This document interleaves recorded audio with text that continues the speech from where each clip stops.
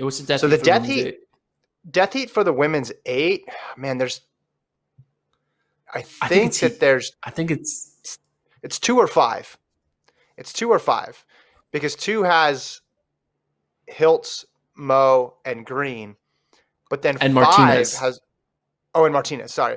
But 5 has Rogers, Akins, Aaliyah Miller, and Kate Grace.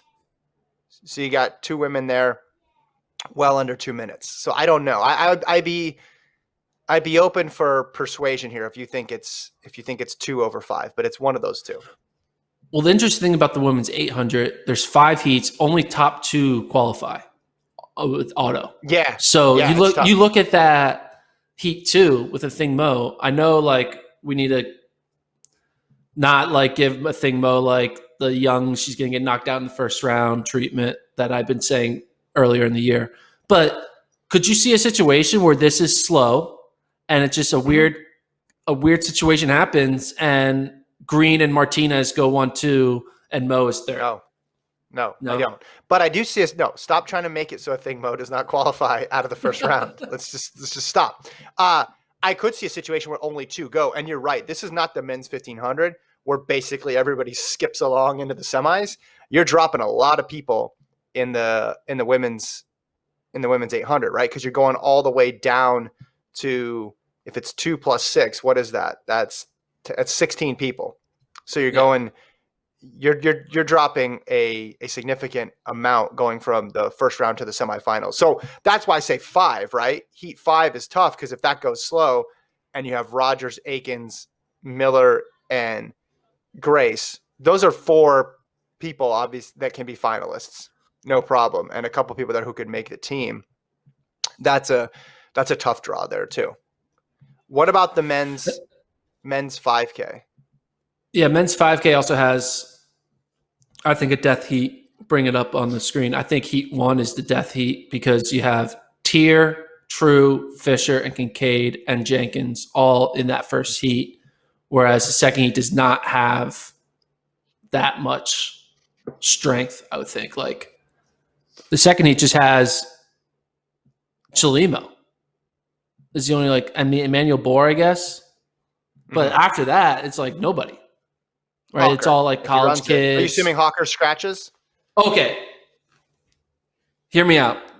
You ready for it? Let's clip this, Travis. Cole Hawker in indoors. What did he do? He did the mile 3K double off of how much rest? It was like an hour? 2 hours? Less than 2 hours, yeah. Less than 2 hours. And then at NCAAs, for no reason, he's like, I'm going to do another type of double. I'm going to do a 15 5K double in 2 hours, right? Less, I think, yeah. Less than 2 hours. Has he been low-key foreshadowing his entire season to us without telling us? Because you look at the Olympic trials schedule for Thursday, and it is 2 hours between the 1500 first round and the 5K prelims. I believe it's 2 hours. Yeah. Mm-hmm. The 1500 goes from 30 to 24. You only have to be top 6 in your heat. I honestly can see Cole Hawker trying to conserve as much energy as possible in the 1500 first round, run a 342 and qualify to the second round in the 1500, then come back and run in the easier heat of the 5K and qualify for the 5K final. And the reason you do this is therefore he has the 5K final in his back pocket, and he can then go to the 1500 second round, run that, make the 1500 final, and then he can go into the final day of competition with a spot on the starting line of both the 1500 final and the 5K final. And he can kind of look at both and be like, hey, which one do I want to do? And he can pick the one that he wants to do. I think he is going to double here. I think he has been training to give himself a 5K out, and he'll be the only one who will have 2 finals on the same day and just pick and choose. Like, hey, what team do I want to make? Do I want to make the 5K team or do I want to make the 1500 team? And you'll have that opportunity. That's going to be the story that everyone's going to be writing at the end of Thursday night is Cole Hawker did the double again. And it's super possible. He can easily qualify in this 15. Obviously, 24 of 30 move on to the next round. And then the 5K, he's in the easier heat. He's in the second heat of 2, so it's even more rest, an extra 13 minutes of rest. I'm telling you, I think Cole Hocker is going to double here.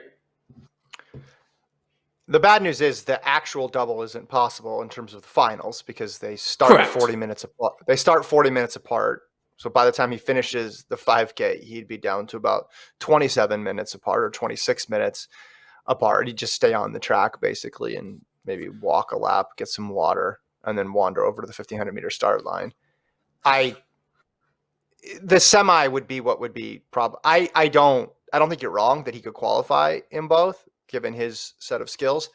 But I think the issue would be then the next day you come back in the 15, a very competitive 1500-meter semi, and then try to run that. And then you're just adding up races on top of races. I think he's going to end up picking one. And I'm guessing the 15. That's just been my assumption. But just because he won it at NCAAs, I guess you could have said he could have won the 5K at NCAAs if he was fresh. But I want to talk about the other Oregon guy, though. And your favorite event. I know it was your favorite event during the NCAA season, but it's just your favorite event forever. That's the men's 5K. Cooper Tier's got a legitimate shot. Your Cooper Tier pick has aged pretty well, especially because he hasn't run during the time that it's aged. Because look at who you have now left in the 5K. You mentioned that Lamong is out. Klecker is out. Okay, we know Kincaid and Fisher are sharp. We obviously are going to count for Paul Chalimo because you're not going to count out the guy who's won as many U.S. titles as he has.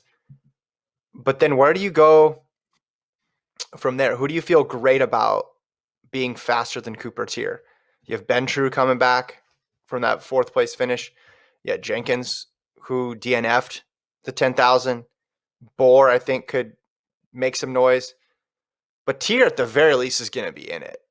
I don't think there's any scenario where Tier's not a factor here and not a top 5 guy. Yeah, I think Tier, it's setting up really well for him. Most of the guys on this start list, you just feel like aren't. It's not that deep, especially once Lamong gets taken out. When Lamong gets taken out, you're like, whoa, that's like Lamong was like a 60% chance of making a team type athlete, and you take that out, it just opens up so many more avenues for someone to sneak onto this team. And you also have the factor of Kincaid and Fisher already qualifying in the 10K. Like, is that going to help them, hurt them? I mean, obviously they're still elite enough that I think they're not going to feel the 10K in their legs once they get to the 5K final. But there is that mental aspect of you're already made the Olympics, so you're kind of just like house money in a weird way, where like 400 meters to go, you might not be able to go to that 10th to that 7th gear because your mind is telling you no, we don't need to do 7th gear right now. We don't need to go to our deathbed because we're already in the Olympics. Like your brain, you may think you'll tell your brain to tell you to go to your deathbed for all you can to try to make the Olympic team. But there's going to be a part of your brain be like, no, buddy, we ain't doing it this time because guess what? You're already going in the 10, so I'm not going to let you go to the 7th gear. I think there's crazy things in our brains that happen. So I think that could happen to a Kincaid or a Fisher. And Cooper Tierman, I think he could make the team. Yeah, I agree. And maybe the collegians, that's where the collegians are going to make it. And maybe it's not going to be in the 1500 as we thought before. Although you have to feel good about Nagus and Hawker's shot if Hawker does end up running the 1500. Real quick, I want to talk about the 200 and then the women's steeple if we could, because women's 200 first round is coming up. And there's an interesting thing happening right now in the women's 200. We talked about Richardson scratching, and then you look at like how the collegians fared in the 100, and you look at how the veterans fared in the 100. I think Prandini is a real threat to make the team based on what she did in the 100, and she's always been better in the 200. Gabby Thomas as well too. And then you have you have Felix, and I don't know if she wants to double. The double was weird in terms of how it would happen at the Olympics, but it's just interesting. I want to see how Tamara Clark responds after the 100. I want to see how um, Tanisha Terry, who's still entered, responds. Cambria Sturgis, who ran 22:12. I want to see if any collegians could get in, because right now you feel really good about the veterans like Prandini, Thomas, Brittany Brown, and Allison Felix making that a very experienced final in the 200. Women's steeple is the only final running event on Thursday, right? So we should give it some love here. Are you sticking with your pick of Coburn, Frericks, and Wayment? Yes, everyone is picking with the Coburn Frericks 1-2 in any order. Yes. The question is, who will get that third spot? And I think we can narrow it down to the people who already have the standard, because I think that kind of shows where you are. So Val Constantine, Mel Lawrence, Grayson Murphy, Courtney Wayment, Leah Fallon, and Marissa Howard. I think it's going to be one of those that get that third spot. And they're all equal in my mind. I think Courtney Wayment is going to get some redemption for not having her best race at NCAAs, and I think she pulls it off. That's what I'm going with. She's got to figure out that water jump, though.